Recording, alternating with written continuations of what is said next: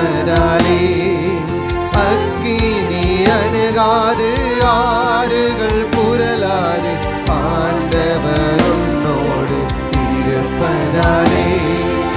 இஸ்ரவேலே கர்த்தரை நம்பு, கர்த்தரை நம்பு, உன் கர்த்தரை நம்பு.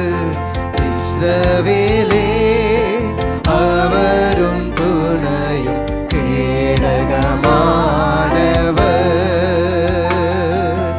அவரும் துணையும் கேடகமானவர்.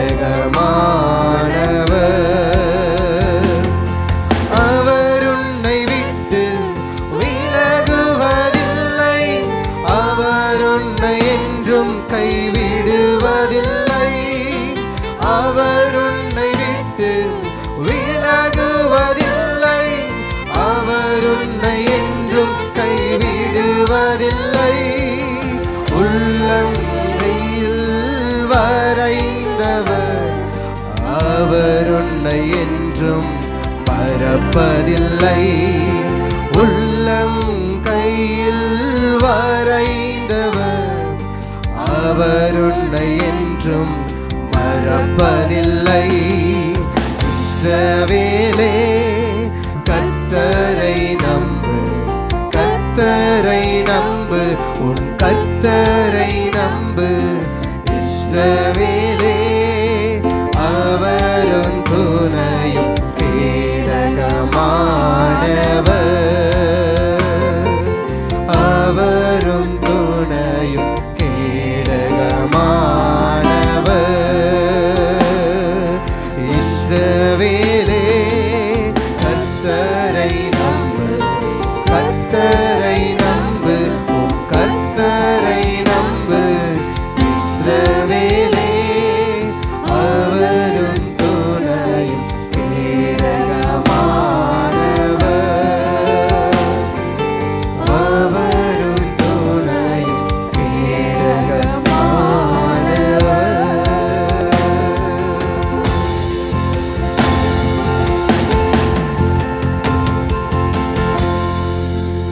பிதாவாகிய தேவனாலும் கர்த்தராகிய இயேசு கிறிஸ்துவினாலும் கிருபையும் சமாதானமும் உண்டாவதாக.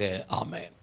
கடந்த 2 மாதங்களாக கண்மணி போல பாதுகாத்து நமக்கு வேண்டிய சுகம், பலன், சமாதானத்தை கொடுத்து இந்த புதிய மாதத்திலும் அற்புதமாக தொடர்ந்து கர்த்தர் நடத்துவாராக. இம்மட்டும் நடத்தினவர் இனிமேலும் நடத்துவாராக. விசேஷமாக பரீட்சை எழுதுகிற எல்லா மாணவர்களுக்காக, சபையில் உள்ளவர்களுக்கு மாத்திரமல்ல, எல்லா மாணவிகளுக்கும் நாங்கள் ஜெபித்து கொண்டிருக்கிறோம். ஆண்டவர் அவர்களுக்கு வேண்டிய வெற்றியை தந்தருள்வாராக. தைரியம், ஞானம், ஞாபக சக்தி, இந்த நாட்களிலே வேண்டிய பாதுகாப்பை விசேஷமாய் கட்டளிடுவாராக. கர்த்தருக்கு மகிமை உண்டாகட்டும். இந்த நாளிலும் உனக்கு கனம் உண்டாகும் என்கிற தலைப்பிலிருந்து நான் உங்கள் மத்தியிலே கர்த்தருடைய வார்த்தையை வைக்கப் போகிறேன். ஆண்டவருக்கு ஸ்தோத்திரம். இந்த தலைப்பிற்கும் நான் எடுக்கிற வசனங்களுக்கும் கொஞ்சம் வித்தியாசமான சூழ்நிலை இருந்தாலும் ஆண்டவர் எந்த நோக்கத்திற்காக இந்த வார்த்தைகளை நமக்கு கொடுக்கிறார் என்பதை உள்வாங்குகிற ஒரு சிந்தையோடு கூட இந்த செய்தியை நாம் கேட்க கர்த்தர் உதவி செய்வாராக. வாசிக்கலாம். லூக்கா சுவிசேஷம் 14ஆம் அதிகாரம் 7ஆம் வசனத்திலிருந்து 11ஆம் வசனம் வரைக்கும். விருந்துக்கு அழைக்கப்பட்டவர்கள் பந்தியில் முதன்மையான இடங்களை தெரிந்து கொண்டதை அவர் பார்த்து அவர்களுக்கு ஒரு ஓமையை சொன்னார். ஒருவனால் கல்யாணத்திற்கு நீ அழைக்கப்பட்டிருக்கும் போது பந்தியில் முதன்மையான இடத்தில் உட்காராதே. உன்னிலும் கனமுள்ளவன் ஒருவேளை அவனால் அழைக்கப்பட்டிருப்பான். அப்பொழுது உன்னையும் அவனையும் அழைத்தவன் உன்னிடத்தில் வந்து இவருக்கு இடம் கொடு என்பான். அப்பொழுது நீ வெட்கத்தோடே தாழ்ந்த இடத்திற்கு போக வேண்டியதாயிருக்கும்.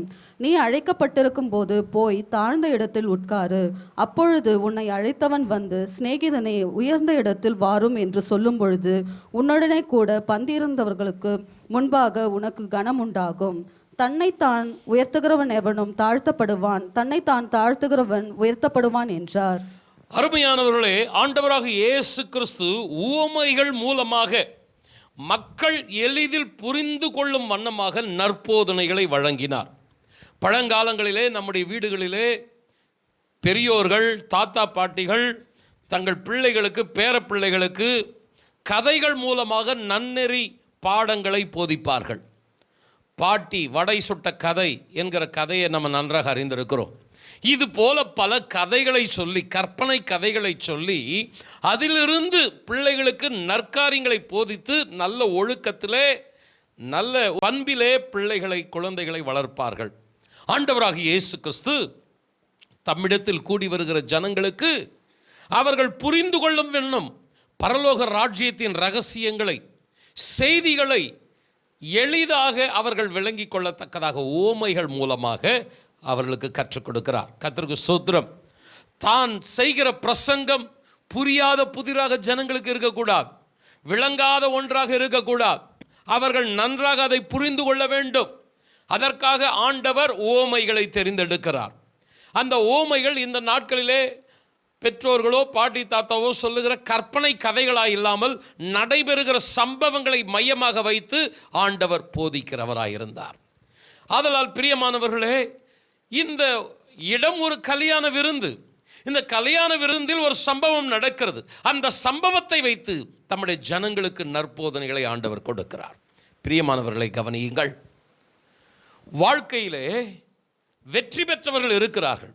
வியாபாரத்திலே வெற்றி பெற்றவர்கள், படிப்பிலே வெற்றி பெற்றவர்கள், தங்களுடைய ஸ்கில் வேலையிலே திறமையானவர்கள், முன்னுக்கு வந்தவர்கள் இருக்கிறார்கள். இப்படிப்பட்ட வெற்றி பெற்றவர்கள் தங்களுடைய ரகசியத்தை, வெற்றியின் ரகசியத்தை அடுத்தவர்களோடு கூட பகிர்ந்து கொள்ள மாட்டார்கள். ஏனென்றால் அவர்கள் முன்னுக்கு வந்து விடக்கூடாதே, தனக்கு போட்டியாக இருந்து விடக்கூடாதே. கர்த்தருக்கு ஸ்தோத்திரம். படிக்கிற இடத்துல ஒரு மாணவி சொன்னாள், என்னுடைய நண்பி ஒருவள் ஒரு புத்தகத்தை எடுத்து படிக்கிறாள், எக்ஸாமுக்கு தேவையான புஸ்தகம். அந்த புஸ்தகம் என்ன என்று எங்களுக்கு தெரிந்துவிடக்கூடாது என்று அந்த அட்டையை கூட கிழித்து விட்டாளாம். அந்த அட்டை அட்டை பார்த்தா அந்த புக்கை பார்த்துடலாம் இல்லையா, அட்டைகளை கிழித்து விட்டு ஒரு சாதாரண ஒரு நியூஸ் பேப்பர் அட்டையை போட்டு மறைத்து இன்னைக்கு தங்களுடைய வெற்றியின் ரகசியம், தங்களுடைய வாழ்க்கையிலே ஏற்பட்ட முன்னேற்றம், ஆசீர்வாதம் அடுத்தவர்களோடு கூட பகிர்ந்து கொள்ள மாட்டார்கள். சொல்லப்போனால் நாம் முன்னேறுகிறதை விட நாம் கீழே போக வேண்டும், தோல்வி அடைய வேண்டும் என்று விரும்புகிறவர்கள் இருக்கிறார்கள். நாம் தடுமாறி விழும்பொழுது நம்மை கை தூக்கி விடுகிறவர்களை காட்டிலும் கை கொட்டி சிரிக்கிறவர்களே நம்மை சுற்றிலும் இருக்கிறார்கள். என்ன சொல்ல வருகிறேன்? ஆண்டவர் என்ன இந்த ஓமையின் மூலமாய் கற்றுக் கொடுக்கிறார்? உனக்கு கனம் உண்டாக வேண்டும். கனம் என்கிற வார்த்தை, க்ளோரி என்கிற வார்த்தை, வர்ஷிப் என்கிற வார்த்தை, இவைகளெல்லாம் சில மொழிபெயர்ப்பிலே பயன்படுத்தப்பட்டிருக்கிறது. உனக்கு மகிமை உண்டாக வேண்டும், உனக்கு புகழ்ச்சி உண்டாக வேண்டும், உனக்கு நல்ல ஒரு அந்தஸ்து உண்டாக வேண்டும். ஆண்டவர் தம்முடைய பிள்ளைகள், தம்முடைய ஜனங்கள் உயர்ந்த அந்தஸ்தில் இருக்க வேண்டும், வெற்றியாளர்களாக, சாதனையாளர்களாக, கனத்திற்குரியவர்களாக இருக்க வேண்டும் என்று ஆண்டவர் பாரத்தோடு பிரசங்கம் பண்ணுகிறார். என் அன்பு சகோதரனை சகோதரி, இந்த மார்ச் மாதம் ஆண்டவருக்கு மகிமை உண்டாகட்டும். எத்தனையோ பிரச்சனைகளுக்கு மத்தியிலே நம்முடைய வேலை, வாழ்க்கை போய் கொண்டு இருக்கிறது. கர்த்தருக்கு ஸ்தோத்திரம்.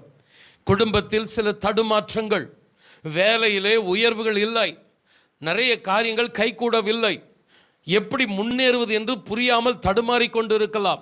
பல குழப்பங்களுக்கு மத்தியிலே நாம் காணப்படலாம். இந்த வேளையிலே கர்த்தர் சொல்லுகிறார், உனக்கு கனம் உண்டாக வேண்டும், உனக்கு உயர்வு உண்டாக வேண்டும், உனக்கு புகழ்ச்சி உண்டாக வேண்டும். அதற்கேற்றவாறு நீ உன்னை தகுதிப்படுத்திக் கொள்ள வேண்டும் என்று பாரத்தோடு கூட ஆண்டவர் போதிக்கிறார். இந்த காலவெளியிலே என் அன்பானவர்களே, வித்தியாசமான ஒரு ஓமை தலைப்போ உனக்கு கனம் உண்டாக வேண்டும் என்கிற ஒரு தலைப்பு. ஆண்டவர் நம்மோடு கூட இடைபடுவாராக. பிரியமானவர்களே, இந்த ஓமைக்கு நேராக நம்முடைய கவனத்தை திருப்பலாம். இங்கே ஆண்டவராக இயேசு கிறிஸ்து ஒரு விருந்துக்கு அழைக்கப்பட்டு இருக்கிறார். அந்த விருந்திலே கலந்து கொண்டவர்கள் தங்களுக்கு முதன்மையான இடம் கிடைக்க வேண்டும் என்று விரும்பி இருக்கைகளில் பிரதானமான இடத்தை தேர்ந்தெடுத்து அங்கே போய் உட்காருகிறார்கள். அவர்களுடைய உள்ளத்திலே விருந்துக்கு வந்திருக்கிற மற்றவர்களை குறித்த சிந்தனை இல்லை. நம்மோடு கூட பந்தியிலே அமரும்படி வந்திருக்கிறவர்கள் எப்படிப்பட்டவர்கள், எந்த அந்தஸ்துடையவர்கள் என்று நிதானித்து பார்க்கிற தன்மை இல்லை. சுயநலம், சுய பெருமை நிறைந்த ஒரு கூட்டமாக அந்த கூட்டம் காணப்பட்டது. இந்த காட்சியை ஆண்டவர் பார்க்கிறார், தம்முடைய சீஷர்களை அழைக்கிறார், ஜனங்களுக்கு கற்றுக் கொடுக்கிறார். உங்களை யாராவது விருந்துக்கு அழைத்தால் நீங்கள் இப்படி உலக மனிதர்கள் செயல்படுவது போல செயல்படாதிருங்கள். முதன்மையான இடத்தை நீங்களாக தேடி செல்லாதிருங்கள். சாதாரண இடத்தை தெரிந்தெடுங்கள். உங்களை அழைத்தவர்கள் உங்களை தேடி வர வேண்டும். சிநேகிதனே, ஏன் இங்கே இருக்கிறாய்? மேலே வந்து முதன்மையான இடத்திலே வந்து உட்காரு என்று உங்களை கரம் பிடித்து அழைத்து செல்ல வேண்டும். ஒரு முதன்மையான இடத்தில், முக்கியமான இடத்தில் உங்களை அமர வைக்க வேண்டும். அப்பொழுது உனக்கு மற்றவர்களுக்கு மத்தியிலே கனம் உண்டாகும். நீங்களாகவே உங்களை உயர்த்தி கொள்வீர்களானால், உங்களை அழைத்தவர்கள் அந்த விருந்தினர் வந்து உங்களை இடத்திலே இவருக்கு இடங்கொடு, இவர் முதலில் இந்த விருந்தில் பங்கெடுக்கட்டும், அதற்கடுத்து நீங்கள் பங்கெடுக்கலாம் என்று சொல்லும் பொழுது நீங்கள் எழுந்து தாழ்ந்த இடத்திற்கு போக வேண்டியதாக இருக்கும். அப்பொழுது வெட்கம், அவமானம் உங்களுக்கு வந்துவிடும். ஆண்டவருடைய நோக்கம் என்ன? ஆண்டவர் என்ன இந்த விருந்தில், இந்த ஊமையில் கற்றுக் கொடுக்கிறார்? சாப்பாடு டைமில் நீ இப்படி இரு, அதுவா கற்றுக் கொடுக்கிறார். டேபிள் மேனஸ் அதே ஆண்டவர் கற்றுக் கொடுக்கிறார். விருந்தில் எப்படி நடந்து கொள்ளணும் அதையே கற்றுக் கொடுக்கிறார். இல்லை, இந்த ஊமையின் நோக்கம் என்ன? என்னுடைய ஜனங்கள் வெட்கத்திற்குரியவர்களாக, கனவீனத்திற்குரியவர்களாக இருக்கக்கூடாது, கனத்திற்குரியவர்களாக இருக்க வேண்டும். எத்தனை பேர் ஆமென் சொல்லுகிறீர்கள்? அல்லேலூயா. சுற்றிலும் இருக்கிறவர்களுக்கு மத்தியிலே, மற்ற மக்களுக்கு மத்தியிலே என் ஜனங்கள் நற்கீர்த்தியிலும் புகழ்ச்சியிலும் சிறந்திருக்க வேண்டும். தேவனுடைய இருதயத்தின் வாஞ்சை. எனக்கு அன்பானவர்களே, ஒன்றை நான் சொல்லி இந்த ஊமைக்குள் கடந்து வர விருப்பப்படுகிறேன். எத்தனையோ பேர் நாம் வெற்றி பெறக்கூடாது என்று இருக்கிறார்கள். நமக்கு நல்ல காரியங்கள் கைக்கூடி வந்து விடக்கூடாது, இவர்களுக்கு இந்த ரகசியம் தெரிந்துவிடக்கூடாது என்று மறைக்கிறவர்கள் இருக்கிறார்கள், தடுக்கிறவர்கள் இருக்கிறார்கள். ஆனால் கர்த்தருடைய இருதயமோ, என் பிள்ளைகள் கனத்திற்குரியவர்களாக இருக்க வேண்டும். கொஞ்சம் கரங்களை உயர்த்தி அல்லேலூயா. அது மாணவ மாணவிகளாக இருந்தாலும், அது வேலையிலே வியாபாரத்தில் இருக்கிறவர்களாக இருந்தாலும், குடும்பம் என்கிற ஒரு அந்தஸ்தோடு கூட வாழ்கிறவர்களாக இருந்தாலும், கர்த்தருடைய இருதயத்தில் உள்ள வாஞ்சை, என் பிள்ளைகள் கனத்திற்குரியவர்களாக, மேன்மைக்குரியவர்களாக, ஹல்லேலூயா, ஓ ஆசீர்வாதமான பாத்திரங்களாக இருக்க வேண்டும். ஆண்டவரே, உம்முடைய இருதயத்தின் வாஞ்சை எங்களுடைய வாழ்க்கையிலே நிறைவேறுவதாக. ஹல்லேலூயா. எத்தனை பேர் ஆமென் சொல்லுகிறீர்கள்? உலகமும் மனிதர்களும் தருகிற கனம், மரியாதை காணாமற் போய்விடும். ஆனால் கர்த்தரிடத்திலிருந்து வருகிற கனம், அந்த மரியாதை, அது நமக்குள் மாத்திரமல்ல, நமது சந்ததியிலும் நிலைத்து நிற்கும். ஆண்டவர் இந்த ஊமையின் கடைசியில் சொல்லுகிற ஒரு வார்த்தை என்ன? தன்னைத்தான் உயர்த்துகிறவன் எவனும் தாழ்த்தப்படுவான், தன்னைத்தான் தாழ்த்துகிறவன் எவனும் உயர்த்தப்படுவான். அது ஒரு லா, அது ஒரு சட்டம். உயர்த்தப்படுவான், தாழ்த்தப்படுவான். அப்படி என்றால் அது நடக்கக்கூடிய ஒன்று. அதனால் எனக்கு அன்பான சகோதரனே, சகோதரியே, நம்முடைய செயல்களில், நம்முடைய எல்லா பிரயாசங்களில் நாம் கொஞ்சம் நம்மை கூர்ந்து கவனிக்க வேண்டும். நாம் எத்தன்மை உள்ளவர்களாய் நடக்கிறோம் என்பதை நாம் கவனித்து பார்க்க வேண்டும். அன்பானவர்களே, நான் இந்த ஊமையை நான் வேறு எங்கும் கொண்டு போகாமல், வேறு எந்த நபர்களோடு கூட பொருத்தி பேசாமல், இந்த ஊமையையே விளக்கமாய் உங்கள் மத்தியிலே கொஞ்சம் செய்திக்கு ஆதாரமாக வைக்க விருப்பப்படுகிறேன். அந்நாட்களில் விருந்து சாலைகளிலே முதன்மையான இடம் என்பது, விருந்துக்கு அழைக்கிறவர்கள் தங்களுக்கு பக்கத்தில், வலது பக்கத்தில், அருகில் முக்கியமான இடத்தை ஆயத்தப்படுத்தி வைத்திருப்பார்கள். அந்த இடத்தில் பிரதானமானவர்கள், முக்கியமானவர்களை அந்த இடத்தில் அமர வைத்து கனப்படுத்துவார்கள். மற்றவர்களுக்கு விசாலமான ஒரு இடத்தை கொஞ்சம் தூரத்தில் ஆயத்தப்படுத்தி வைத்திருப்பார்கள். ஸோ விருந்துக்கு அழைக்கப்படுகிறவர்கள், பிரதானமானவர்கள், முக்கியமானவர்கள் அந்த பிரதான இடத்திற்கும், சாதாரணமானவர்கள் சற்று தொலைவில் உள்ள விசால இடத்திற்கும் செல்லும்படியான ஒரு அமைப்பு ஏற்படுத்தப்பட்டிருக்கும். தகுதியானவர்கள் முதன்மையான இடத்திற்கு செல்வது தவறல்ல. ஆனால் தகுதி என்பது நம்மை நாமே ஏற்படுத்தி கொள்ளுகிற ஒன்றாக இருக்கக்கூடாது. தகுதி என்பது தேவனிடத்திலிருந்து நமக்கு வர வேண்டியதாக இருக்க வேண்டும். பவுல் அப்போஸ்தலன் சொல்லுகிறார், எங்களுடைய தகுதி தேவனால் உண்டாயிருக்கிறது. அல்லேலூயா. ஆண்டவர் உயர்த்துகிற தேவனாய் இருக்கிறார். நம்மை நாமே உயர்த்தி கொள்வோமானால் அது சில நேரம் நம்மை வெட்கத்திற்கும் தாழ்வுபடுகிற நிலைக்கும் கொண்டு போய்விடும். ஆனால் நாம் மறைந்திருப்போமானால், நாம் தாழ்ந்திருப்போமானால், ஏற்ற காலத்திலே உயர்த்துகிற கர்த்தர். அந்த விருந்துக்கு அழைத்தவன் என்ன செய்கிறான்? நேராக வருகிறான். சிநேகிதனே, ஏன் இங்கே இருக்கிறாய்? நீ மேலே வா. நம்மை அழைத்திருக்கிறவர் கர்த்தர். ஹல்லேலூயா. நம்மை நாமே சபையிலோ சமுதாயத்திலோ அல்லது மற்ற இடங்களிலோ முதன்மையான பிரதானமான பெருமையான இடங்களை தேடுவோமானால் நமக்கு காரியங்கள் கைகூடாமற் போய்விடும். சில நேரம் வெட்கம் இலச்சை அடைய வேண்டியதாக இருக்கும். ஆனால் தாழ்மையாக நாம் காத்திருப்போமானால் கர்த்தர் என்னை உயர்த்தட்டும்.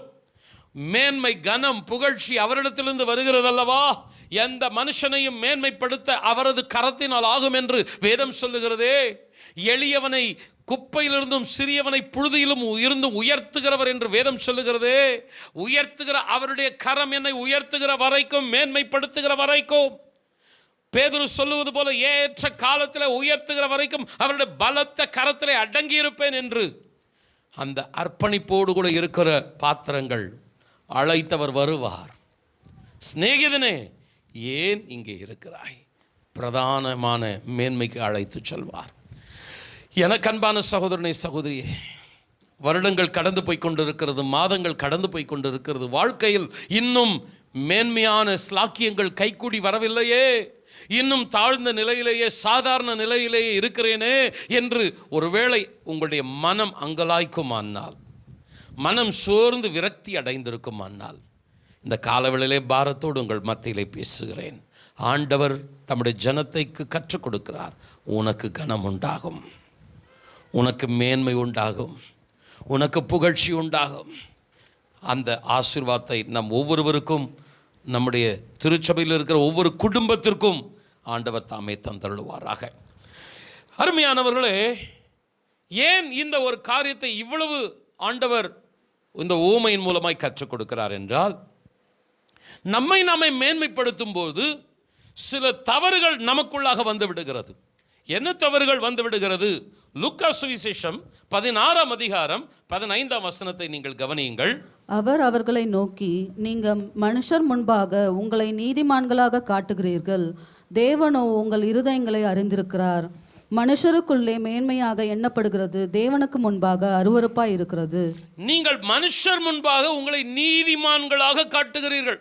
என்ன நடக்குதுன்னா, நம்ம உயர்த்தும் போது நம்மளையே பெரிய ஒரு பாத்திரமாக நீதிமான காட்ட ஆரம்பிச்சிருவோம்.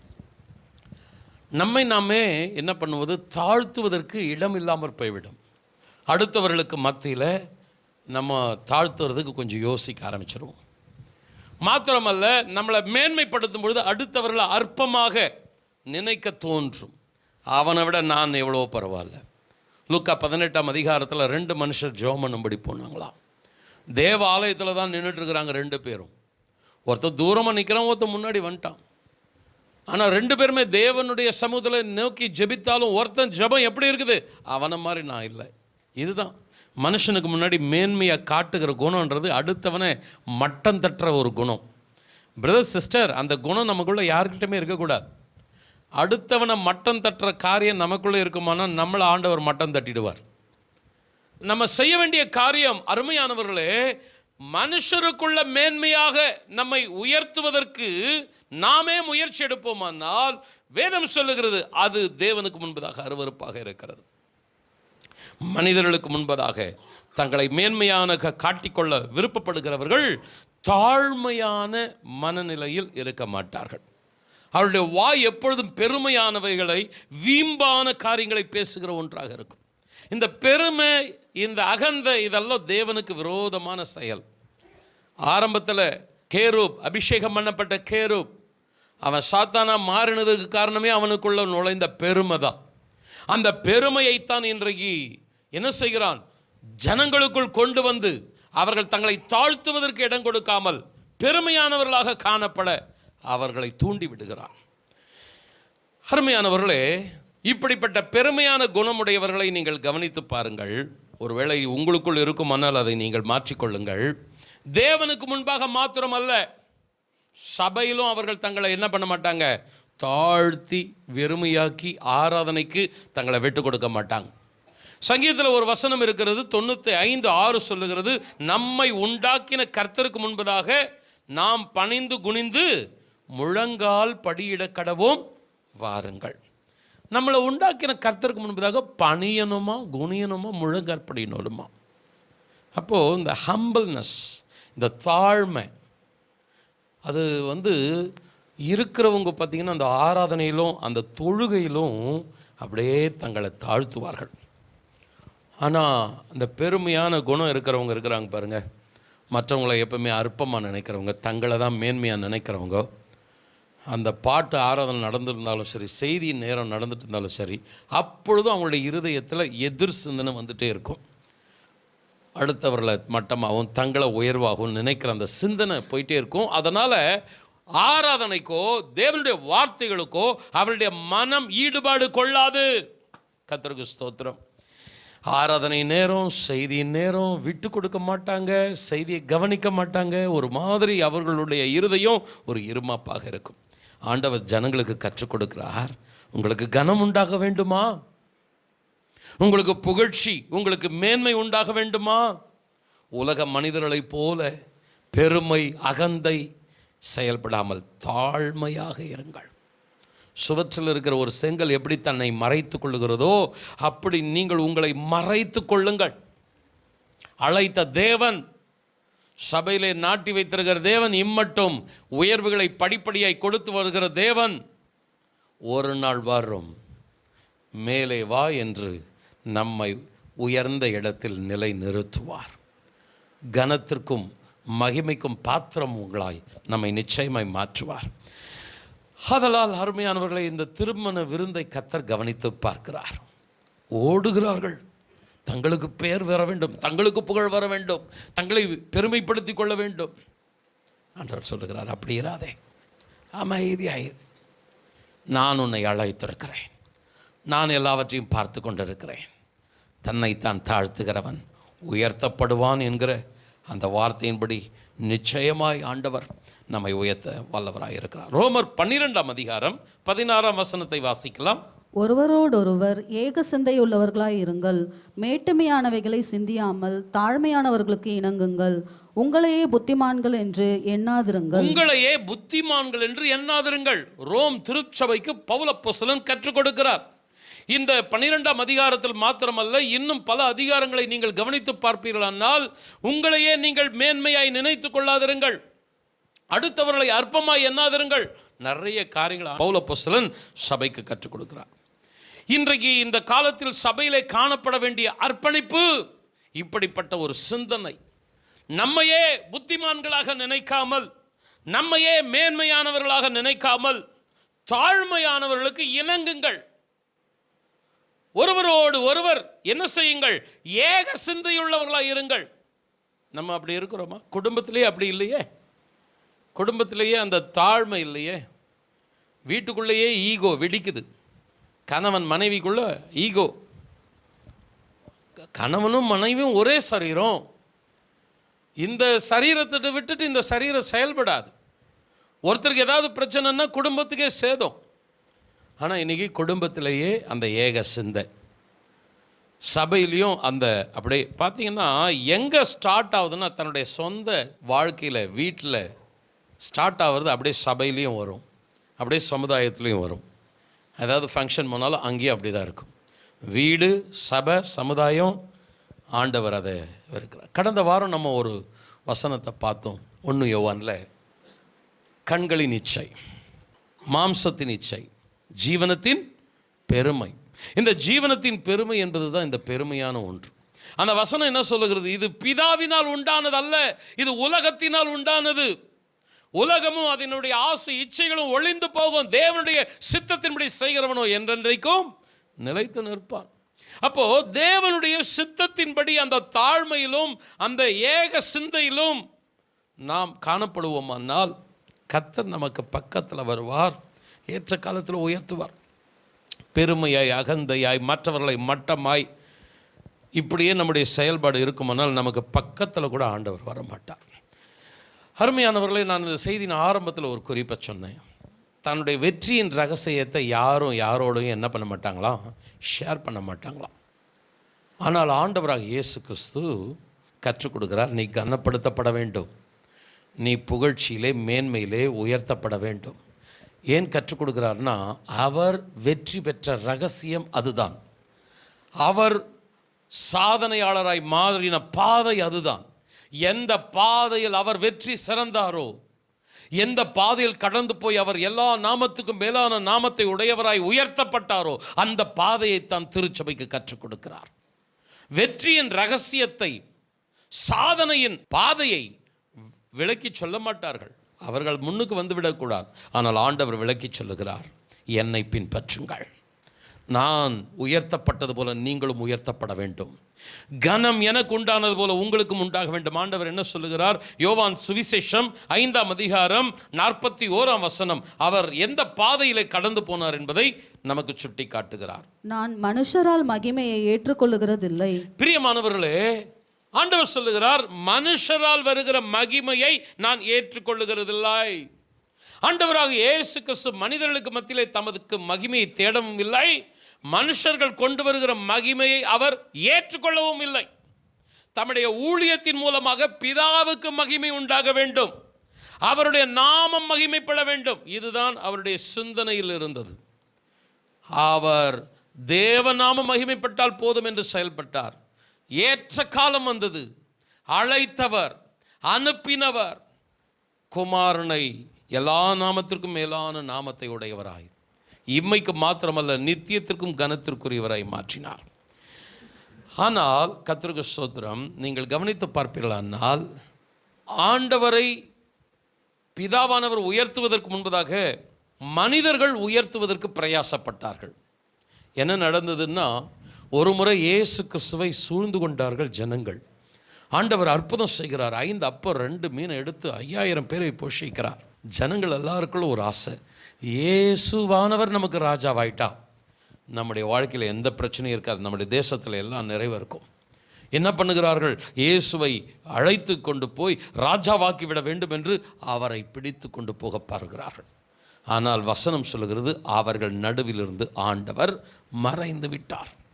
மனுஷரால் வருகிற மகிமையை கர்த்தர் நாடி இருப்பாரானால், மனிதர்களுக்கு மத்தியில் முக்கியமான இடத்தை ஆண்டவர் விரும்பி இருப்பாரானால், என்றைக்கோ அவர் ராஜாவாகி இருக்கலாம். சிலுவை பாடுகளே இல்லாமல் தன்னுடைய ஓட்டத்தை முடித்திருக்கலாம். ஆனால் நித்தியமான கனத்தை உடையவராக அவர் மாறி இருக்க முடியாது. அவருடைய வெற்றியின் ரகசியம் என்ன? அந்த தாழ்மை, மனுஷரால் வருகிற மகிமை. மனுஷன் என்னை மேற்று கொள்ளக்கூடாது. அருமையானவர்களே, தேவனே உயர்த்துகிற வரைக்கும் ஆண்டவர் தாழ்த்தி காத்திருந்தார். பிலிப்பியர் நிருபத்தில் நீங்கள் வாசிச்சீங்கன்னா, அவர் மரண பரியந்தமும் தம்மை தாமே தாழ்த்தினார். எது வரைக்கும் தாழ்த்தினாராம்? கண்ணை மூடுகிற வரைக்கும் தாழ்த்தினாராம். நீங்கள் கவனித்து பார்த்தீங்கன்னா, ஆண்டவராக இயேசு கிறிஸ்துவுக்கு அங்கீகாரம் முழுமையாக எப்போ கிடைத்தது என்றால், அவருடைய மரணத்திற்கு பின்பதாகத்தான் கிடைத்தது. அவர் உயிரோடு இருக்கிற வரைக்கும் அவருக்கு எதிர்ப்புகள் தான் இருந்தது. அவரை ஏற்றுக்கொள்வதற்கு பதிலாக அவரை புறம்பே தள்ளினார்கள், அவரை அவமானப்படுத்தினார்கள், நிந்தித்தார்கள், அடித்தார்கள், காயப்படுத்தினார்கள், என்னென்னமோ செய்தார்கள். மனுஷரால் வருகிற மகிமை அவர் நாடி இருப்பாரானால், தேடி இருப்பாரானால், சில ட்ரிக்ஸு, சில காரியங்களில் அட்ஜஸ்ட் பண்ணியிருந்தால் போதும், அவர் ராஜாவாகவே மாறி இருக்கலாம். ஆனால் பிதாவானவர் கொடுக்குற உயர்வே எனக்கு உண்மையான உயர்வு என்று மனுஷரால் வருகிற மகிமையை, மேன்மை ஆண்டவர் புறம்பே தள்ளினார். பிரதர்ஸ், சிஸ்டர்ஸ், இன்றைக்கு நம்ம சபையில், குடும்பத்தில், சமுதாயத்தில் வித்தியாசமான மனப்போக்கு போய்கொண்டு இருக்கிறது. உலகம் வேணுமானாலும் அப்படி பெருமையில் போகட்டும், அந்த அகந்த, அந்த ஒரு மன மேட்டிமை உலகத்தில் இருக்கட்டும். சபை அப்படி இருக்கக்கூடாது. அருமையானவர்களே, ஆண்டவராக இயேசு கிறிஸ்து தானே நமக்கு முன்மாதிரி. அவர் எந்த இடத்திலும் அவர் தன்னை மேன்மைப்படுத்து உயர்த்துகிறவராக இல்லாமல் தன்னை தாழ்த்துகிறவராகவே காணப்பட்டார், மரண பரியந்தமும். அன்பானவர்களே, கர்த்தரை மாத்திரம் மகிமைப்படுத்தி கொண்டே இருங்கள். உங்களுடைய செயல்களிலே, உங்களுடைய பேச்சுக்களிலே, உங்களுடைய எல்லா கிரியைகளிலே தேவன் உயர்த்தப்படுவதற்கு உங்களை தாழ்த்தி அர்ப்பணித்து விடுங்கள். ஒரு நாள் வரும், உங்களை சுற்றிலும் இருக்கிறவர்களுக்கு மத்தியிலே கர்த்தர் உங்களுக்கு கனத்தை கொடுப்பார். இந்த கல்யாணத்தை பற்றி பேசியிருந்தால் ஈஸியாக இருந்திருக்கும் இந்த சப்ஜெக்ட். நான் இன்றைக்கு இந்த வசனத்தை வச்சு எடுக்கிற ஒரு காரியம் என்னன்னா, ஆண்டவர் அந்த ஓமையின் மூலமாக டேபிள் மேனர்ஸை பற்றி பேசலை, சாப்பிட்ற போது அப்படி இரு இப்படி இரு அப்படின்னெல்லாம் பேசலை. தாழ்ந்த சிந்தை உள்ளவனாக இருக்க வேண்டும். யார் யாரெல்லாம் தாழ்மையாக தன்னை தேவன் உயர்த்துகிற வரைக்கும் காத்திருக்கிறவர்களாக இருக்கிறார்களோ அவர்களுக்கு ஆண்டவர் கொடுக்கிற வார்த்தை தான் உனக்கு கனம் உண்டாகும் என்ற வார்த்தை. இங்கே நீங்கள் கவனித்து பார்ப்பீர்களானால் 5ஆம் அதிகாரம் அதே யோவான் சுவிசேஷம் 44ஆம் வசனத்தை நீங்கள் கவனித்து பாருங்கள். தேவனாலே மாத்திரம் வருகிற மகிமையை தேடாமல் ஒருவரால் ஒருவர் மகிமை ஏற்றுக்கொள்ளுகிற நீங்கள் எப்படி விசுவாசிப்பீர்கள்? யூதர்கள் எப்படிப்பட்டவர்களாய் இருந்தார்கள்? ஒருவரால் ஒருவர் மகிமையை ஏற்றுக்கொள்கிறவர்களாய் இருந்தார்கள். இந்த வார்த்தைகளை கேட்கும் போதே உங்களை நீங்களே பரிசோதித்து பார்த்து கொள்ளுங்கள். ஒரு செங்கல்லை போல தேவ சமூகத்திலே மறைந்திருக்கிறீர்களா, அல்லது மகிமையை மேன்மையை நீங்கள் தேடுகிறவர்களாக இருக்கிறீர்களா? உங்களை நீங்களே ஆராய்ந்து பார்த்து கொள்ளுங்கள். யூதர்கள் ஏன் தேவனை விசுவாசிக்கவில்லை? ஆண்டவர் இந்த 44ஆம் வசனத்தில் ஒரு கேள்வியை எழுப்புகிறார். நீங்கள் எப்படி விசுவாசிப்பீர்கள்? உங்களால் விசுவாசிக்க முடியாது. ஏன் விசுவாசிக்க முடியாது? நீங்கள் தேவனால் வருகிற மகிமையை தேடவில்லை. ஆண்டவர் என்னை உயர்த்தட்டும், அது வரைக்கும் நான் காத்திருப்பேன் என்று நீங்கள் காத்திருக்கவில்லை. நீங்கள் எப்படி இருக்கிறீர்கள்? ஒருவரால் வருகிற மகிமையை, ஒருவருக்கொருவர் மகிமையை. யூதர்கள் எப்படி இருந்தாங்க தெரியுங்களா? அந்த சபையில் முக்கியமான ஒரு கூட்டம் என்னன்னா 3 பேர் இருக்கிறாங்க. வேதபாரகர்கள், பரிசேயர்கள், ஆசாரியர்கள். இதுதான் முக்கியமான கூட்டம். நீங்கள் இயேசுக்கு சூழ்ந்து நின்று கேள்வி கேட்டவங்களெல்லாம் பார்த்தீங்கன்னா இந்த 3 குரூப் இருக்கும். வேதபாரகன், பரிசேயன், ஆசாரியர்கள். இந்த 3 பேருக்குள்ள ஒரு டீம் ஒர்க் என்ன தெரியுமா? பரிசேயன் வேதபாரகனை விட்டு கொடுக்க மாட்டான். வேதபாரகனை ப்ளீஸ் பண்ணி புகழ்ந்து பேசுவான். வேதபாரகன் பரிசேயனை விட்டு கொடுக்க மாட்டான். அவன் இவனை என்ன பண்ணுவான்? உயர்த்தி விட்டு சப்போர்ட் பண்ணுவான். இந்த 2 பேரும் யாரை பண்ணுவாங்க? ஆசாரியனை என்ன பண்ணுவாங்க? சப்போர்ட் பண்ணுவாங்க. இந்த 3 பேரும் டீம் ஒர்க் பண்ணி இவர்கள் ஒருவரால் ஒருவர் வருகிற மகிமையை தேடுகிறவர்களாக இருந்தார்கள். இவங்க ஜெபத்துக்கு போனால் கூட எப்படி தெரியுமா ஜெபம் பண்ணுவாங்க? அந்தரங்கத்தில் பிதா பார்த்து வெளியரங்கமாக பலன் கொடுக்கணும்னு ஜெபம் பண்ண மாட்டாங்க. மனுஷன் நான் ஜெபம் பண்ணுறதை பார்க்கணும், நான் எப்படி ஜெபம் பண்ணுறேன்றதை மனுஷன் கேட்கணும். கர்த்தர் நம்மோடு கூட இடைபடுவாராக. ஒருவேளை நமக்குள் இந்த குறை இருக்குமானால் அதை சரி செய்து கொள்வோமாக. ஏனென்றால் ஆண்டவருடைய வாஞ்ச இருதயத்தின் தாகம் என் ஜனங்களுக்கு கனம் உண்டாக வேண்டும். அல்லேலூயா. ஆனால் நமக்குள்ள இருக்கிற தடை என்ன? இந்த மேன்மை. யூதர்களை எது தடுத்தது கிறிஸ்துவிடத்தில் வருவதற்கு? ஒருவரால் வருகிற ஒருவர் மகிமை. இது கிறிஸ்துவுக்கு தடையாக இருந்தது, ஆண்டவரிடத்தில் வர்றதுக்கு தடையாக இருந்தது. அவங்க உதவி செய்தால் கூட எப்படி உதவி செய்வாங்க தெரியுமா? எல்லாரும் பார்க்கிறபடி உதவி செய்வார்கள். காணிக்கை போடும்போது கூட எல்லாரும் பார்க்குற மாதிரி போடுவாங்க. ஆனால் ஆண்டவர் என்ன கற்றுக் கொடுத்தார்? நீ வலது கை செய்கிறத என்ன பண்ணக்கூடாது? இடது கைக்கும் தெரியக்கூடாது.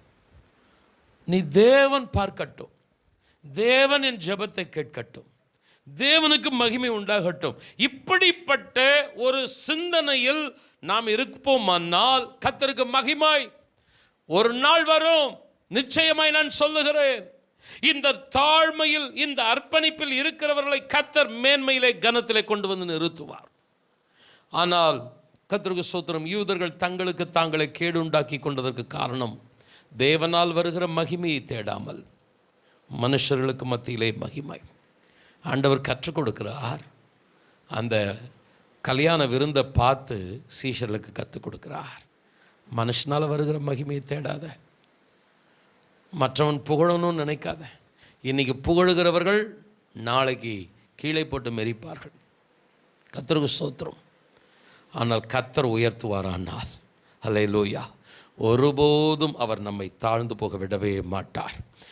நீதிமொழிகள் 18ஆம் அதிகாரம் 12ஆம் வசனம், 11ஆம் அதிகாரம் 2ஆம் வசனம், இந்த 2 வசனத்தை சேர்த்து வாசிக்கலாம். அழிவு வரும் முன் மனுஷருடைய இருதயம் இருமாப்பாய் இருக்கும், மேன்மைக்கு முன்னானது தாழ்மை. அகந்தை வந்தால் லட்சியம் வரும், தாழ்ந்த சிந்தையுள்ளவர்களிடத்தில் ஞானம் உண்டு. சாலமோன் சொல்லுகிறான், அழிவுக்கு காரணம் அந்த இருமாப்பான பெருமையான இருதயம். அழிவு வருவதற்கு முன்பதாக மனுஷனுடைய இருதயம் எப்படி இருக்கும்? அந்த இருமாப்பா பெருமையாக இருக்கும். ஆனால் அந்த வசனத்தின் 2ஆம் பகுதி சொல்லுகிறது, மேன்மை வருவதற்கு முன்பதாக என்ன அங்கே இருக்கும்னா தாழ்மை இருக்கும். இதை தான் ஆண்டவர் இந்த ஓமையின் மூலமாக கற்றுக் கொடுக்கிறார். நீ தாழ்ந்திரு, உனக்கு கனம் உண்டாகும். நீ கர்த்தருடைய கரத்தில் அடங்கியிரு, உனக்கு மேன்மை உண்டாகும். ஆனால் அந்த இருமாப்பு, அந்த பெருமை, மனுஷரால் வருகிற அந்த புகழ்ச்சி, மேன்மை, இது நமக்கு வீழ்ச்சியை, அழிவை கொண்டு வந்துவிடும். அகந்தை வந்தால் இலச்சையும் வரும். தாழ்ந்த சிந்தைகளிடத்தில் ஞானம் உண்டு. அப்போ அந்த தாழ்மையில் என்ன ஆக்டிவேட் ஆகும்னா அந்த ஞானம், கர்த்தருக்கு பயப்படுகிற அந்த ஞானம் நமக்குள்ளே செயல்பட ஆரம்பிக்கும். கர்த்தர் பார்த்து கொள்வார். எனக்கு பெருமையோ புகழ்ச்சியோ வரலைன்னா கூட பரவாயில்ல, கர்த்தருடைய நாம மகிமைப்பட்டால் போதும். அந்த ஞானம் செயல்பட ஆரம்பிக்கும். ஆனால் அகந்த அந்த சிந்தையில் அந்த ஞானம் செயல்படாது. அந்த அகந்தையான இருதயத்தில் அப்படியே சேர்ந்து இலச்சையும் கூட ஜாயின் ஆகிக்கும். வெட்கத்தோடு அவமானத்தோடு ஆண்டவர் அந்த கோமையில் அதுதானே கற்றுக் கொடுக்கிறார். நீ வெட்கத்தோடு நீ தாழ்ந்த இடத்துக்கு போக வேண்டியதாக இருக்கும். ஆனால் நீ தாழ்மையாக இருப்பாய், ஆனால் நீ உனக்கு கனம் உண்டாகும். அன்பானவர்களே, சபைக்குள் 2 வித கூட்டம் இருக்கிறது. செய்ய வேண்டிய கடமைகளை எல்லாம் செய்து கர்த்தருடைய நாம மகிமைப்பட்டால் போதும் என்று மறைந்து தங்களை ஒளித்துக் கொள்ளுகிறவர்கள் இருக்கிறார்கள். இன்னொரு கூட்டமும் இருக்கிறது. ஜனங்களுக்கு மத்தியில் என் பெயர் பெரிதாக தெரிய வேண்டும், நான் தான் முக்கியமானவன் என்ற ஒரு காரியம் வெளிப்பட வேண்டும். இப்படிப்பட்ட ஒரு கூட்டம் தான் அன்றைக்கு இயேசு கிறிஸ்துவுக்கு பெரும் உபத்திரவத்தை கொண்டு வந்தது. யூதர்களுக்குள் இந்த சிந்தை இருந்தது. அந்த யூதர்கள் தான் தேவ திட்டத்துக்கு தடைகளாக இருந்தார்கள். இன்றைக்கு சபையிலும் தேவனுடைய திட்டங்கள் தடைபடுவதற்கு காரணம் இப்படிப்பட்ட பெருமையான சிந்தனைகள். தேவ திட்டம் தடைபெறுகிறது, விசுவாசிகள் இடர்கள் அடைகிறார்கள். உலக ஆவி இன்னைக்கு சபைக்குள்ளும் நுழைய ஆரம்பிக்கிறது, பதவிகளை பிடிக்க பார்க்கிறது. ஆண்டவர் சபைகளை சுத்திகரிப்பாராக, நம்முடைய இருதயங்களை சுத்திகரிப்பாராக. இயேசு கிறிஸ்துவுக்குள் இருந்த அந்த தாழ்மையான சிந்தனை நமக்குள் இருக்குமானால் கர்த்தருக்கு மகிமை உண்டாகட்டும். ஏற்ற நேரத்தில் உயர்த்துகிற கனப்படுத்துகிற கர்த்தர் நம்மை ஆசீர்வதிக்க வல்லவராக இருக்கிறார். அருமையானவர்களே, இந்த ஊமையின் மூலமாய் இன்னொரு குறிப்பை நான் சொல்லி என்னுடைய செய்தியை முடிக்க விருப்பப்படுகிறேன். தாழ்மையான குணம் தன்னை மாத்திரம் புத்திமானாக நினைக்காது, மற்றவர்களையும் புத்திமான்களாக, மற்றவர்களும் ஆசீர்வாதத்திற்குரியவர்களாக நினைக்கும். மற்றவர்களை அற்பமாக நினைக்காது, குறை பேசாது, அவர்களை தூஷித்து திரிக்காது. தன்னை காட்டிலும் மற்றவர்களையும் உயர்வாக நினைக்கும். அதுதான் என்ன சொல்கிறார் பவுல் அப்போஸ்தலன், தாழ்மையானவர்களோடு இணங்குங்கள். அப்போது எல்லாரோடு இணக்கமாக இருக்கக்கூடிய சூழ்நிலை வந்துடும். பெருமையான இருதயம் இருந்துச்சுன்னா என்ன தெரியுங்களா, அந்த இணக்கம் இருக்காது, அந்த ஐக்கியம் ஃபெலோஷிப் இருக்காது, ஒருத்தரோடு ஒருத்தர் ஒட்டவே முடியாது. தாழ்மை நல்லுறவு ஐக்கியத்தை கொண்டு வரும். ஒருவரோடு ஒருவர் ஏக சிந்தை இணக்கமாக இருக்கும். ஆனால் பெருமையோ பிரிவினை ஏற்படுத்தும், மற்றவர்களை மட்டமாக இழிவாக பேச வைக்கும். அன்பானவர்களே, தன் காரியம் ஆனால் போதும் என்கிற ஒரு சுயநலமான குணம் காணப்படும். இந்த 2 குணத்தில் ஆண்டவரிடத்தில் இருந்த குணம் எதுமா? ஏன்னா நம்ம இந்த செய்திக்கு மைய கருத்தா வெற்றியாளராக சாதனையாளராக நம்ம யாரை முன்மாதிரியாக வைத்திருக்கிறோம்னா கிறிஸ்துவை தான் முன்மாதிரியாக வைத்திருக்கிறோம். இயேசு கிறிஸ்து சாதித்தார், இயேசு கிறிஸ்து கனத்தை மேன்மையை சுதந்திரித்தார். அந்த காரியத்தை தான் தம்முடைய ஜனங்களுக்கு சீஷர்களுக்கு கற்றுக் கொடுக்கிறார். அப்போது இந்த 2 குணத்தில் ஆண்டவரிடத்தில் இருந்த குணம் என்ன? பிலிப்பியர் நிருபம் 2ஆம் அதிகாரம் 3ஆம் வசனத்திலிருந்து 5ஆம் வசனம் வரைக்கும். ஒன்றையும் வாதினாலாவது வீண் பெருமையினாலாவது செய்யாமல் மனத்தாழ்மையிலே ஒருவரை ஒருவர் தங்களிலும் மேன்மையானவர்களாக எண்ணக்கடவீர்கள். அவன் தனக்கானவைகளை அல்ல பிறருக்கானவைகளையும் நோக்குவானாக. கிறிஸ்து இயேசுவில் இருந்த சிந்தையே உங்களிலும் இருக்க கடவது. கிறிஸ்து இயேசுவில் இருந்த சிந்தை என்ன? அன்பானவர்களே, இன்னைக்கு ஆண்டவர் நம்மை ஆசீர்வதிக்க, உயர்த்த, கனப்படுத்த விரும்புகிறார். அது சபையிலே, சமுதாயத்திலே, நம்முடைய வாழ்க்கையிலே மேன்மையாய் புகழ்ச்சியாய் நிறுத்த விரும்புகிறார். நமக்குள் இருக்கிற தடைகளை நாம் சரி செய்து கொள்வோமானால் ஆண்டவர் ஏற்ற நேரத்திலே உயர்த்துவது நிச்சயமாய் கைகூடி வரும். வேதம் சொல்கிறது, தன்னைத்தான் தாழ்த்துகிறவன் உயர்த்தப்படுவான். அந்த சட்டம் நிச்சயமாக நம்முடைய வாழ்க்கையில் நிறைவேறும். ஆண்டவருடைய மகிமை மாத்திரம் தேடுகிறவர்களுக்கு தேவன் நிச்சயமாய் அந்த ஆசீர்வாதத்தை கைக்கூடி வர பண்ணுவார். இங்கே நீங்கள் கவனித்து பாருங்க, கிறிஸ்து இயேசுவில் இருந்த சிந்தை என்ன சிந்தை? 2ஆம் அதிகாரம் 3ஆம் வசனம் சொல்லுகிறது, மனத்தாழ்மையினாலே ஒருவரை ஒருவர் தங்களிலும் மேன்மையானவராக எண்ண கடவீர்கள். கொஞ்சம் யோசிச்சு பாருங்க, பரலோகத்தோடு பூமியை ஒப்பிட்டு பார்த்தா பரலோகம் பரிசுத்தமான இடம், ஆண்டவர் பரிசுத்தமானவர். பூமி மிக மிக பாவத்தில் அக்கிரமத்தில் நிறைந்த ஒரு இடம். இந்த குறைகளுக்கு மத்தியில், இந்த பூமியில் மனிதர்கள் மத்தியில் ஒரு நிறைவை கர்த்தர் பார்த்தார், ஒரு ஆசீர்வாதத்தை கர்த்தர் பார்த்தார், ஒரு பொக்கிஷத்தை கர்த்தர் பார்த்தார். அதற்காகத்தான் அவர் விண்ணை விட்டு இந்த பூமிக்கு இறங்கி வந்தார். பரலோகம் நம்மை நினைக்கவோ விசாரிக்கவோ எந்த விதத்திலும் நாம் தகுதியற்றவர்கள். ஆனால் கிறிஸ்து இந்த உலகத்தில் இறங்கி வந்து ரட்சிப்பை இலவசமாய் கொடுத்ததின் மூலமாய் தகுதி உண்டாயிருக்கிறது, தங்களிலும் மேன்மையாக. அப்போ என்ன இதில் இந்த கிறிஸ்துவின் சிந்தையில் என்ன இருக்குதுன்னா, அப்படிப்பட்ட நினைவு வரும் பொழுது மட்டமாய் நினைக்காமல் அவர்களும் மேன்மையானவர்கள், அவர்களும் முக்கியமானவர்கள் என்கிற சிந்தை வரும்போது என்ன நடக்கிறது என்றால், அவர்களுக்குள் இருக்கிற குறைவும் நீங்கி அவர்களும் ஆசீர்வாதத்தின் பாத்திரவான்களாக மாறிவிடுவார்கள். சபை என்கிற ஐக்கியத்தை கர்த்தர் வைத்ததற்கு காரணமே அதுதான். அருமையானவர்களே, நாம் ஒருவரை ஒருவர் குற்றம் சாட்டி கொண்டிருக்க அல்ல, ஒருவரை ஒருவர் மட்டம் தட்டி கொண்டிருக்க அல்ல. ஒருவேளை நாம் ஆசீர்வாதமான பாத்திரமாய் இருப்போமானால் தகுதியற்றவர்களும் நம்முடைய ஜெபத்தின் மூலமாய் தகுதி அடைய வேண்டும். குடும்பம் என்று எடுத்துக்கொண்டால் ஒரு சிலர் குடும்பத்தில் நல்ல ஷைன் ஆகிறவங்களாக இருக்கலாம், சிலர் பலவீனமானவர்களாக இருக்கலாம். கணவனோ மனைவியோ பெற்றோரோ இவர்கள் மூலமாய் முழு குடும்பமும் தகுதியுடையதாய் மாற வேண்டும். இதற்காகத்தான் கர்த்தர் ஆசீர்வதிக்கிறார். இந்த தாழ்மை என்ன ஆசீர்வாதத்தை கொண்டு வரும் என்றால், நமக்கு மாத்திரம் கனத்தை கொண்டு வராது, நம்மோடு இருக்கிற மற்றவர்களுக்கும் கனத்தை கொண்டு வரும். இந்த ஆசீர்வாதம் தான் ஆண்டவர் சொல்கிறாரு, தனக்கானவைகள் அல்ல பிறருக்கானவைகளை நோக்குவானாக. அப்போது அருமையானவர்களே, நம்மால் நம்முடைய குடும்பத்தில் நம்முடைய சபையில் என்ன ஆசீர்வாதம் வந்திருக்கிறது, என்ன மேன்மை வந்திருக்கிறது? ஏன்னா ஆண்டவர் வாக்குத்தத்தம் கொடுக்குறார், உனக்கு கனம் உண்டாகும், உனக்கு மகிமை உண்டாகும், உனக்கு புகழ்ச்சி உண்டாகும். ஒவ்வொரு மொழிபெயர்ப்பில் அப்படி இருக்கிறது. கர்த்தர் கொடுப்பதற்கு இன்றைக்கி ஆயத்தமாக இருக்கிறார். அப்படி என்ற நமக்குள் இருக்க வேண்டிய சிந்தனை என்ன? நான் ஒரு கேரக்டரோடு ஒப்பிட்டு நான் முடிக்க விருப்பப்படுகிறேன். ஒரு சாதாரண பாத்திரமாக இருந்தால் ஆபிரகாமை கர்த்தர் தெரிந்தெடுத்தார். ஆபிரகாமை தெரிந்தெடுத்ததற்கு காரணம் அவன் மாத்திரம் ஆசீர்வாதமாக இருக்கிறதுக்காக அல்ல. நீங்கள் ஆதியாகமம் 12ஆம் அதிகாரத்தை நீங்கள் பார்த்தீங்கன்னா 2ஆம் வசனத்தில் ஆண்டவர் சொல்கிறாரு, நீ ஆசீர்வாதமாய் இருப்பாய். 3ஆம் வசனத்தில் ஆண்டவர் சொல்கிறாரு, பூமியில் உள்ள வம்சங்களெல்லாம் உன்னால் ஆசீர்வதிக்கப்படும். ஆண்டவருடைய நோக்கம் 2 பிரதர் சிஸ்டர் கவனிங்க. கிறிஸ்து இயேசுவில் இருந்த சிந்தனை நமக்குள்ள இருக்குமான்னா கனம் நிச்சயமா வரும். என்னால் நான் மாத்திரம் ஆசீர்வாதமா இல்லை, என்னால் பிறரும் ஆசீர்வதிக்கப்பட வேண்டும். பலவீனமானவர்கள், தடுமாறுகிறவர்கள், அவர்களும் எழும்பி நிற்க வேண்டும், அவர்களும் ஆசீர்வாதத்தை சுதந்திரிக்க வேண்டும். இதுதான் தேவனுடைய திட்டம்.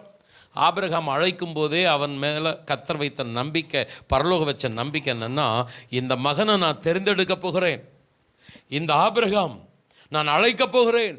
பூமி முழுவதும் சாபமாய் இருந்தாலும் இந்த ஆபிரகாமை நான் ஆசீர்வதிப்பதன் மூலமாய் அவன் மாத்திரமல்ல, அவனால் பிறரும் ஆசீர்வதிக்கப்படுவார்கள். கர்த்தர் அவனை கனப்படுத்தினார். இந்த ஷேன்பக்கத்தில் நாம் வசிக்கிற பகுதியில், வேலை ஸ்தலத்தில் சத்துரு பல காரியங்களை ஏற்படுத்தி, குழப்பங்களை ஏற்படுத்தி, பாவத்தை கொண்டு வந்து கடும் ஒரு அழிவை வைத்திருக்கிறார். தேவன் நம்மை தெரிந்தெடுத்திருக்கிறார். கொஞ்சம் முழங்கால் படிடுவோமா? ஹல்லேலூயா. தேவன் நம்மை தெரிந்தெடுத்திருக்கிறார். அவருடைய நோக்கம் என்ன?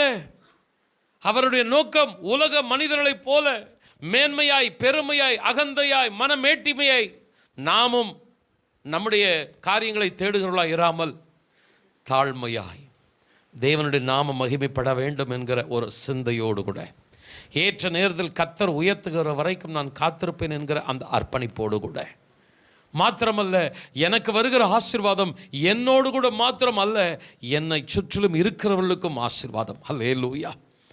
ஆண்டவர் நம்மளை இந்த சபையில் கொண்டு வந்து வச்சிருக்கிறார்னா, ஒரு விசுவாசியாக வச்சிருக்கிறார்னா, ஒரு ஊழியக்காரனா இந்த ஊரில் வச்சிருக்கிறார்னா, எனக்கு ஆசீர்வாதம் வர்றதுக்கு அப்படி அல்ல, என்னால் இந்த ஊருக்கு ஒரு ஆசீர்வாதம். கண்களை மூடி ஹல்லேலூயா.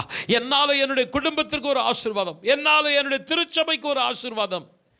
தேவன் இப்படிப்பட்ட சிந்தை, அர்ப்பணிப்பு, தாழ்மை யாரிடத்தில் இருக்கிறதோ அவர்களுக்கு நேராக கர்த்தர் தம்முடைய வார்த்தையை கொடுக்கிறார். உனக்கு கனம் உண்டாகும். ஹல்லேலூயா. கொஞ்சம் நம்மளை சரிப்படுத்திக் கொள்வோமா? ஹல்லேலூயா. இந்த காலவெளியில் அப்பா ஆண்டவரே, ஐயா உலக ஆவி இன்றைக்கு சபைக்குள்ளும் நுழைஞ்சிட்டு ஆண்டவரே. கொஞ்சம் எத்தனை பேர் பாரப்படுறீங்க ஆண்டவர்? ஒருவேளை உங்களை அந்த விருந்து சாலைக்கு கூட்டிகிட்டு போகிறார். அந்த விருந்து சாலை கூட்டிகிட்டு போயிட்டு நடக்கிற காட்சியை காட்டுகிறார். தன்னைத்தான் உயர்த்துகிறவன் தாழ்த்தப்படுவான், தன்னைத்தான் தாழ்த்துகிறவன் உயர்த்தப்படுவான். சபை ஒரு விருந்து சாலை. பிரதர், சிஸ்டர், இந்த சபை ஒரு விருந்து சாலை. இந்த விருந்து சாலையில் கர்த்தர் கவனித்து பார்க்குறார்.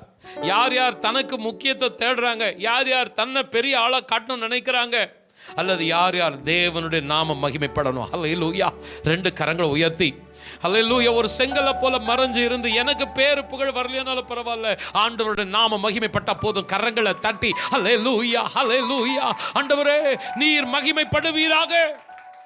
இரண்டாவதாக, ஆண்டவரே நீர் ஆசீர்வதிக்கிற ஆசீர்வாதம் எனக்கு மாத்திரம் நன்மையாக இருக்கிறது அல்லப்பா.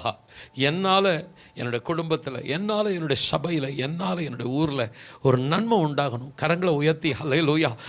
மேன்மை, பெருமை அது இடரலை கொண்டு வரும், தாழ்மை அது ஆசீர்வாதத்தை கொண்டு வரும். இந்த ஆசீர்வாதத்தை ஆண்டவர் கொடுக்கறதுக்கு காரணம், உனக்கு நான் கனத்தை கொடுக்கறதுக்கு காரணம் நீ மாத்திரம் அல்ல, உன்னோடு கூட இருக்கிற உன் மக்களும் உன்னை சுற்றிலும் இருக்கிறவர்களும் ஆசீர்வதிக்கப்பட வேண்டும். தேவனுடைய உயர்ந்த குணம் அதுதான். கிறிஸ்து இயேசுவில் இருக்கிற சிந்தை அதுதான். 2 கரங்களை உயர்த்தி தகப்பனே, இந்த காலவெளியில் ஆண்டவரே ஹல்லேலூயா, எங்களை நாங்களே உயர்த்தி கொண்டு இருக்கிறோம், எங்களை நாங்களே பெருமையாக பேசிட்டு இருக்கிறோம். ஹல்லேலூயா. நீ என்னை விட்டு கொடுக்காத, நான் உன்னை விட்டு கொடுக்க மாட்டேன்னு அந்த யூதர்கள் டீம் ஒர்க் பண்ணது போல நாங்கள் ஆண்டவரை இப்படி செயல்பட்டு இருக்கிறோம். இது ஆண்டவரை பெருசா சாதிக்காத ஆண்டவரே, இது ஒரு ஆண்டவரே அப்பா இலட்சியா, வெக்கமா, ஆண்டவரே அப்பா வேதனையா முடிஞ்சிடும் ஆண்டவரே. ஆனால் நாங்கள் உமக்கு மகிமையை தேடுவோமானால் எத்தனை பேர் ஒப்பு கொடுக்குறீங்க? கரங்களை உயர்த்தி ஹல்லேலூயா. உம்முடைய நாம மகிமைப்படணும். ஏற்ற காலம் வரும், நிச்சயமா நான் அவருக்காக நான் காத்திருக்கிறேன். அவர் என்னை உயர்த்துவார். ஹல்லேலூயா, ஹல்லேலூயா, ஹல்லேலூயா. மாத்திரமல்ல, நான் ஆசீர்வதிக்கப்படும் போது, நான் உயர்த்தப்படும் போது என் மூலமாக என்னுடைய குடும்பம், என்னுடைய சபை, என்னுடைய ஊரும் ஆசீர்வதிக்கப்படணும் என்கிற அந்த சிந்தையோடு கூட நாம் இருக்கும்போது நிச்சயமாய் ஆபிரகாமின் தேவன் ஹல்லேலூயா நம்மையும் ஆசீர்வதிக்க காத்து கொண்டிருக்கிறார். இந்த மார்ச் மாதம் ஹல்லேலூயா உனக்கு கனம் உண்டாகும், உனக்கு மேன்மை உண்டாகும், உனக்கு புகழ்ச்சி உண்டாகும். சத்ரு இலட்சியில கொண்டு போய் நிறுத்தணும்னு பார்க்குறான். பெருமையினால், அகந்தையினால் நிரப்பி இன்னும் உன்னை வெட்கத்தில் தள்ளணும்னு பார்க்குறான். எத்தனை பேர் ஒப்பு கொடுக்குறீங்க? 2 கரங்களை உயர்த்தி ஆண்டவரே, தாழ்மையுள்ளவர்களிடம் தங்கிடுதே கிருபை, வாழ்நாளெல்லாம் எனக்கு அது போதும் ஆண்டவரே, சுகமுடன் பலமுடன் சேவை செய்ய எனக்கு கிருபை தாரும் ஆண்டவரே. ஹல்லேலூயா. ஆமென். பாடி ஆராதிப்போமா? தாழ்மையுள்ளவரிடம் தங்கிடுதே கிருபை, தாழ்மையுள்ளவரிடம் தங்கிடுதே கிருபை, வாழ்நாளெல்லாம் அது போதுமே, சுகமுடன் தம்பலமுடன்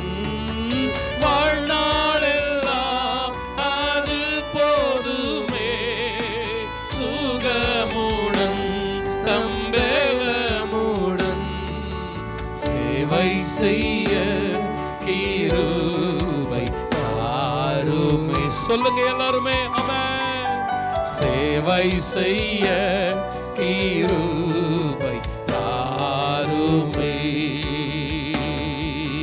தம் கிருபை பெரிதல்லோ, எம் ஜீவனிலும் அதே இம்மட்டும் காத்தருவே, இன்னும் தேவை கிருபை தாருமே, இன்னும் தேவை கிருபை தாருமே. சகோதரர் பிரான்சிஸ் அவர்கள் முன்னதாக வந்து நம்ம இறுதி ஜெபத்திலே நடத்துவார்கள். ஹல்லேலூயா. எங்களை நேசிக்கிற நல்ல தகப்பனே, இந்த காலை வேளையிலே கிறிஸ்து இயேசுவில் இந்த சிந்தை உங்களை ஆள கடவது என்று சொல்லி பரத்திலிருந்து உங்களுடைய சத்தியத்தை நீர் வெளிப்படுத்தினீங்கப்பா. அந்த சிந்தனை என்ன? அது தாழ்மையின் சிந்தனை தகப்பனே. நீதிமொழிகள் 3:34 சொல்லுகிறது, இகழ்வோரை அவர் இகழ்கிறார், தாழ்மையுள்ளவர்களுக்கோ கிருபை அளிக்கிறார். தகப்பனே, தாழ்மையின் செய்தியை நீர் எங்களுக்கு கொடுத்தீர். அது எப்படி முடியும் என்று நாங்கள் கேள்வி கேட்கிறோம். நாங்கள் எப்படி தாழ்ந்து போக முடியும்? நாங்கள் படித்திருக்கிறோம், எங்களுக்கு வசதி இருக்கிறது, நாங்கள் ஞானம் உள்ளவர்கள், எங்களுக்கு அநேக உறவுகள் இருக்கிறது, எங்களை காண்கிறவர்கள் அநேகர். நாங்கள் எப்படி தாழ்மையாக போக முடியும் என்று சொல்லி நாங்கள் தகப்பனே பிசாசினாலே ஏவப்படுகிறோம். தேவன் சொல்லுகிற வார்த்தை, பெருமை உள்ளவனுக்கு தேவன் எதிர்த்து நிற்கிறார், தாழ்மை உள்ளவர்களுக்கு கிருபை அளிக்கிறார் என்று சொல்லி பாடினோம். இன்னும் தேவை கிருபை தாருமே என்று சொல்லி எப்படி கிடைக்கும்? இன்னும் தேவை கிருபை எப்படி கிடைக்கும்? தாழ்மை உள்ளவர்களுக்கோ அவர் கிருபை அளிக்கிறார் என்று சொல்லி. ஆம் தகப்பனே, எப்பொழுது நாங்கள் தாழ்மையாய் இருக்கிறோமோ அப்பொழுது எங்களுடைய வாழ்க்கையிலே கிருபை பெருகிறது ராஜா. ஆம் தகப்பனே, நீதிமொழிகள் 3 சொல்லுகிறது, நீ உன்னை ஞானி என்று எண்ணாதே, கர்த்தருக்கு பயந்து தீமையை விட்டு விலகு. ஆம் தகப்பனே, நாங்கள் எப்பொழுது உமக்கு பயப்படுகிறோமோ அப்பொழுது பெருமை எங்களை விட்டு ஓடி போகிறது ராஜா. தாழ்மையின் சிந்தனை எங்களை தகப்பனை சுமக்கிறது. தகப்பனை, நாங்கள் எப்பொழுது தாழ்மை உள்ளவர்களாக இருக்கிறோமோ, தாவீது சொல்கிறார், நம்முடைய தாழ்வில் நம்மை நினைக்கிறவரை துதியுங்கள், அவர் கிருபை என்றும் உள்ளது என்று சொல்லி. கர்த்தாவே, இந்த காலை வேளையிலே எங்களுக்கு ஒரு சத்தியத்தை வெளிப்படுத்தினீர். நீ கனமடைவாய் என்று சொல்லி, நீ ஆசீர்வதிக்கப்படுவாய் என்று சொல்லி, நீ அநேகருக்கு உப்பாயிருப்பாய் என்று சொல்லி, நீ அநேகருக்கு வெளிச்சமாயிருப்பாய் என்று சொல்லி. ஆம் தகப்பனே, நீர் எங்களுக்கு கொடுத்த இந்த வார்த்தை தாழ்மையின் சிந்தனை, கிறிஸ்து இயேசுவின் சிந்தனை. தகப்பனே, வேதம் சொல்லுகிறது, அவர் தேவனுடைய ரூபமாயிருந்தும் தேவனுக்கு சமமாயிருப்பதை கொள்ளையாடின பொருளாக எண்ணாமல் தம்மை தாமே மரண பரியந்தம், நன்றி தகப்பனே, மரண பரியந்தம், சிலுவையின் மரண பரியந்தம், அல்லேலூயா, நன்றி தகப்பனே. அந்த சிந்தனை எங்கள் யாவருக்கும் வர வேண்டும் தகப்பனே. உம்முடைய வார்த்தைகளை கேட்டோ இப்பொழுது நாங்கள் உலகத்திற்குள்ளே கடந்து போகிறோம். நாங்கள் எந்த சிந்தையோடு நாங்கள் போகிறோம் என்று தெரியவில்லை. எங்கள் மிதியடிவார்களை நாங்கள் வெளியே எடுத்து வைத்துவிட்டு உள்ளே வந்திருக்கிறோம். வெளியே நாங்கள் திரும்பவும் போகிறோம். பழையவைகள் கலைந்தன, எல்லாம் புதிதாயின என்று சொல்லி, ஒருவன் கிறிஸ்துவுக்குள் இருந்தால் அவன் புது சிருஷ்டி. ஆம் தகப்பனே, இந்த காலை வேளையிலே இனி இந்த உலகத்திற்கு நாங்கள் தாழ்மை உள்ளவர்களாக இருக்க வேண்டும் தகப்பனே. மேட்டிமையானவைகளை சிந்தையாமல், அகந்தை வந்தால் லட்சை வரும் என்று சொல்லி சாலமோன் சொல்லுகிறான். ஆம் தகப்பனை, எப்பொழுதும் எங்களுக்கு அகந்தை ஏற்படக்கூடாது ராஜா. தாழ்மை உள்ளவர்களுக்கோ கிருபை அளிக்கிறார் என்று சொல்லி அந்த வார்த்தையின்படி எங்கள் வாழ்க்கை வாழ உம்முடைய சத்தியத்தின்படி எங்களை மறுரூபப்படுத்தும்படி தகப்பனே, தாழ்மை உள்ளவர்களாக தகப்பனே, மேட்டிமைகளை கலைந்து மற்றவர்களோடு இணக்கமாக, மற்றவர்களோடு கிறிஸ்துவினுடைய குணாதிசயங்களை வெளிப்படுத்துகிற பிள்ளைகளாக, கிறிஸ்துவின் பிள்ளைகளாக நாங்கள் எங்களை வெளிப்படுத்த எங்களை தாழ்த்துகிறோம். கொடுத்த வார்த்தைகளுக்காக, சத்தியங்களுக்காக நன்றி தகப்பனே. கேட்ட சத்தியத்தின்படி நாங்கள் மறுரூபமடைய எங்களை ஆசீர்வதித்து அனுப்பும்படி உம்முடைய கரத்தில் எங்களை தாழ்த்துகிறோம். இரட்சகர் இயேசுவின் நாமத்தில் பிதாவே, ஆமென். என் ஆத்துமாவே கர்த்தரை ஸ்தோத்திரி, என் முழு உள்ளமே பரிசுத்த நாமத்தை ஸ்தோத்திரி. என் ஆத்துமாவே கர்த்தரை ஸ்தோத்திரி. கர்த்தர் செய்த சகல உபகாரங்களை மறவாதே. ஆமென். நம்முடைய கர்த்தராகிய இயேசு கிறிஸ்துவின் கிருபை, பிதாவாகிய தேவனது அன்பு, பரிசுத்த ஆவியானவருடைய அந்யோன்ய ஐக்கியம் நம் அனைவரோடு கூட என்றென்றும் தங்கியிருப்பதாக. ஆமென். Praise the Lord. கர்த்தர் உங்களை ஆசீர்வதிப்பாராக.